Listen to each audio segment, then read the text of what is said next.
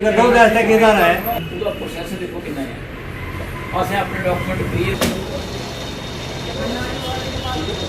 भारत माता की जय, भारत माता की जय, भारत सैनिक एकता जिंदाबाद, सैनिक एकता जिंदाबाद, सैनिक एकता जिंदाबाद, आवाज दो Veer Singh Jasrotia, vice chairman ex-servicemen welfare association Kathua. आप सभी अच्छे तरीके से जानते हैं कि हमारी महीने में 2 ही मीटिंग होती है, एक 10 तारीख को और एक 20 को। अगर 20 को या 10 को संडे पड़ता है तो एक दिन पहले हम उस डेट से वो मीटिंग कर लेते हैं। आज की मीटिंग का मेन जो पॉइंट्स हैं, सबसे पहले तो यही है कि हमारा जो एनुअल इलेक्शन है वो अभी हमने 9 मई को रखा हुआ है और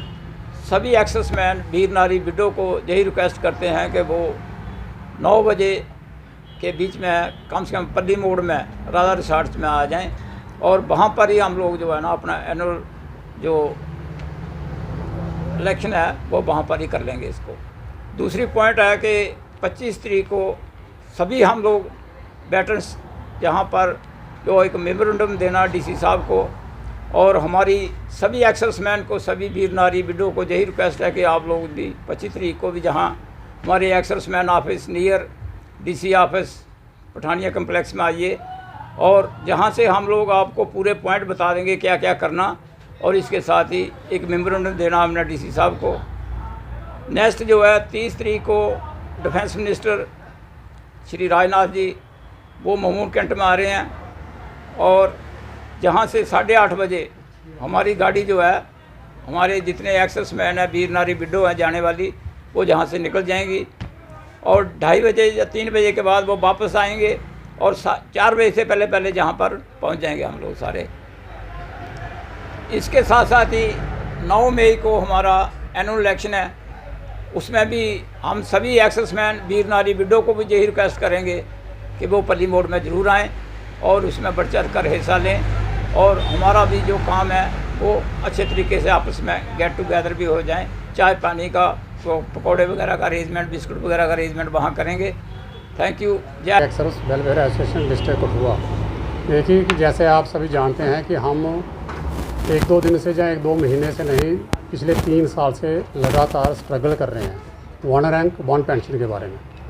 जिसमें कि आप बड़ी अच्छे तरीके से जानते हैं कि जो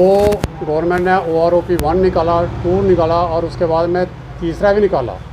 लेकिन बड़े अफसोस के साथ और दुख के साथ कहना पड़ता है कि इतना स्ट्रगल करने के बाद में भी और बार बार अप्रोच करने के बावजूद भी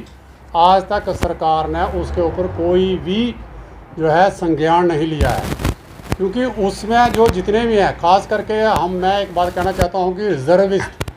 सबसे पहले जब ये पे कमीशन निकालते हैं तो उसमें लिख देते हैं कि रिजर्विस्ट को कोई बेनिफिट नहीं मिलेगा। रिजर्विस्ट मैं आपके माध्यम से क्लियर करना चाहता हूँ कि वो लोग थे जिन्होंने 1962 की लड़ाई लड़ी और उसके बाद में 1965 की लड़ाई पाकिस्तान के साथ लड़ी और सबसे ज़्यादा वो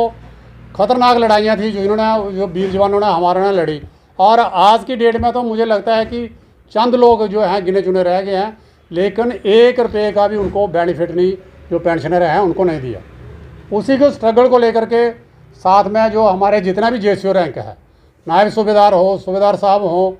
सूबेदार मेजर साहब हो, लेफ्टिनेंट ऑर्डनरी लेफ्टिनेंट हो, ऑर्डनरी कैप्टन हो, किसी को भी कोई बेनिफिट नहीं मिला।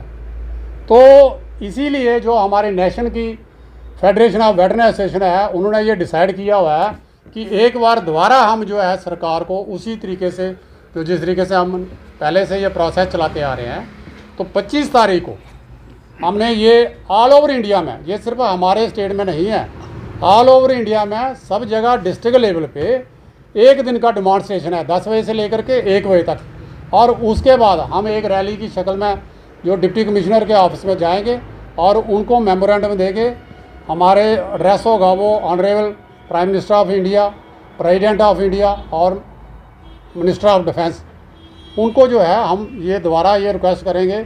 कि भाई जो ये हमारे साथ विसंगतियाँ हैं उनको दूर करने के लिए कोई उसका संज्ञान ले।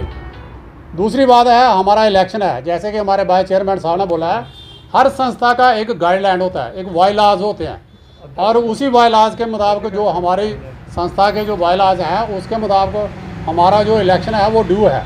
तो उसकी डेट जो हमने नेक्स्ट मंथ की 9 तारीख को रखी हुई है। मैं आपके माध्यम से जितने भी एक्सर्विसमेंट जो मेरी बात को सुनते हैं उनसे मैं ये कहना चाहता हूँ कि जो भी उसमें इंटरेस्टेड हो इधर आइए, लोक सेवा करने के लिए प्रेसिडेंट बन सकते हैं, चेयरमैन साहब बन सकते हैं, वाइस चेयरमैन बन सकते हैं, जनरल सेक्रेटरी है, जिसकी जिस तरीके की क्षमता है वो उस तरीके की पोस्ट के लिए अप्लाई कर सकते हैं और वो अपना नाम दे सकते हैं कि हाँ मैं इंटरेस्टेड हूँ और इलेक्शन लड़ना चाहता हूँ, तो हम उसका मोस्ट वेलकम करेंगे। और उसी के साथ जो ये 30 तारीख का है वो हमारे चेयरमैन साहब ने बता दिया है कि ममून कैंट में ऑनरेबल हमारे डिफेंस मिनिस्टर साहब आ रहे हैं, तो उसके लिए 8:30 बजे इधर जहाँ पे आना है, तो सभी से हम यही कहेंगे कि वो टाइम से आएँ और हम आगे जाएं। इसी के साथ मैं आपका मीडिया का बहुत बहुत धन्यवाद करता हूँ। जय हिंद, जय भारत। जय हिंद। मैं कैप्टन ज्ञान से Pathania, chairman axis welfare association Kathua. देखिए, हमारी जो मीटिंग होती है उसका जो ध्येय होता है, जो मिशन होता है, जो सोच होती है कि जो भी महीने में 15 दिन में जो उत्थान होते हैं, बट एवर द बेटरमेंट्स मतलब towards the ex-serviceman window bar window, तो दैट वी नरेट पूरा के ताकि सभी को पता चल सके। तो आज हमारा जो मिशन है, जो बात है, वाइस चेयरमैन साहब as well as other president साहब ने बता दी है कि हमारे 9 बजे तक 3 प्रोग्राम हैं। पहला प्रोग्राम जो है हमारा 25 को है। 25 को हम चाहते हैं कि ऑल ओवर इंडिया एक रैली निकालें, जो अपने ग्रीवेंसेस हैं आपको बता दिया है, उनके विषय में हम अपने गिला शिकवा जो है वो सेंट्रल गवर्नमेंट तक पहुँचाएँ। तो मेरी प्रार्थना रहेगी कि उस दिन हम ज़्यादा से ज़्यादा, सभी को मेरी प्रार्थना है कि संघ में बहुत ताकत है। ये भगवान का कहा हुआ शब्द है, भागवत गीता भी देखते होते हैं। हमारा एक ही मिशन होता है, एक ही सोच होती है, एक ही ध्यान होती है,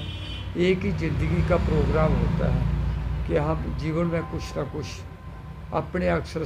भाइयों के साथ, अपनी माताओं बहनों के साथ, विडो बाहर विडो के साथ, हमारे जो भी बाकी इवन जो सिविलियंस विक्टिमाइज भी हैं हमारे, वो भी आते हैं और हम कोशिश करते हैं कि उनकी बात को सुनना और further to have the settlement, to have the tacklement with the situation, तो उसको हमारी कोशिश रहती है। तो उसके बाद हमारा 30 को हमारे ऑनरेबल आदरणीय जो हमारे देश के ऑनरेबल डिफेंस मिनिस्टर हैं, रक्षा मंत्री राजनाथ सिंह जी, उनका विजिट है पठानकोट में। तो हम मीडिया के माध्यम से आपको प्रार्थना करना चाहते हैं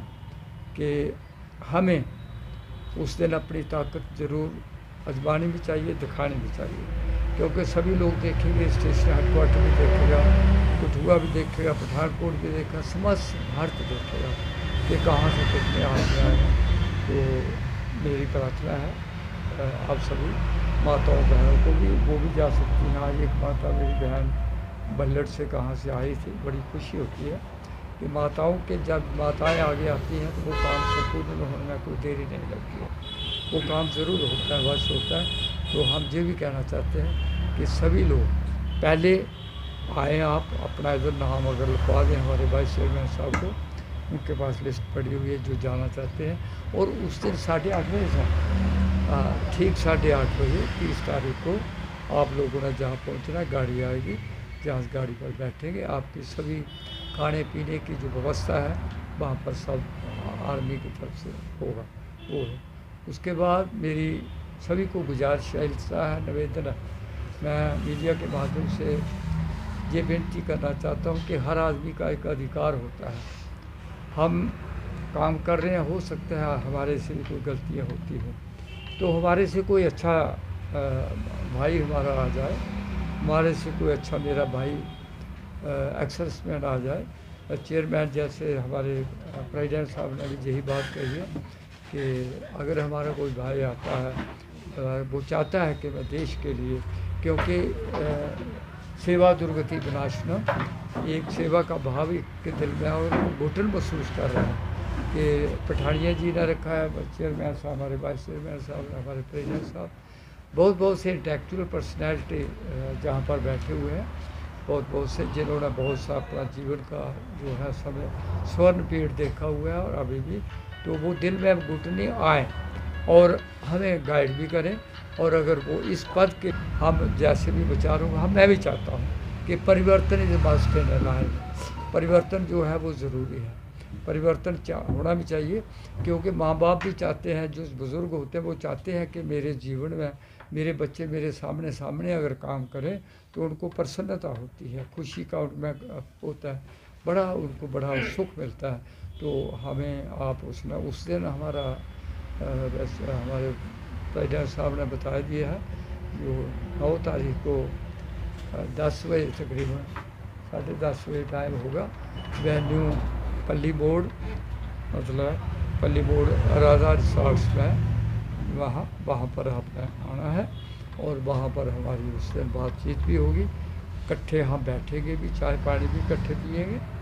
और हम पीछे से अगर कोई हमारे बरवाल में बहुत माननीय हमारे आर्मी कैप्टन बैठे हुए हैं, और भी बहुत जगह है जहाँ पर बड़े मेच्योर लोग, जैसे इवन एक सिपाही भी आगे आ सकता है, हो सकता है मेरे से एक सिपाही की नॉलेज भी अच्छी हो, ये नहीं कहा जा सकता कि हम अभिमान से कोई बात करें। तो मेरी प्रार्थना था, बड़ा लंबा भाषण हो जाएगा, लेकिन अभी बोलना है, और ना ही आपने 25 को बोलना है और ना ही आपने 30 को बोलना है। जो बातें एक सीनियर आदमी जो एज वाला आदमी आपको बताता है, तो समझो आप उसमें आप ही आपका भला है, आपकी हम उसी से कहना चाहें। Thank you. जय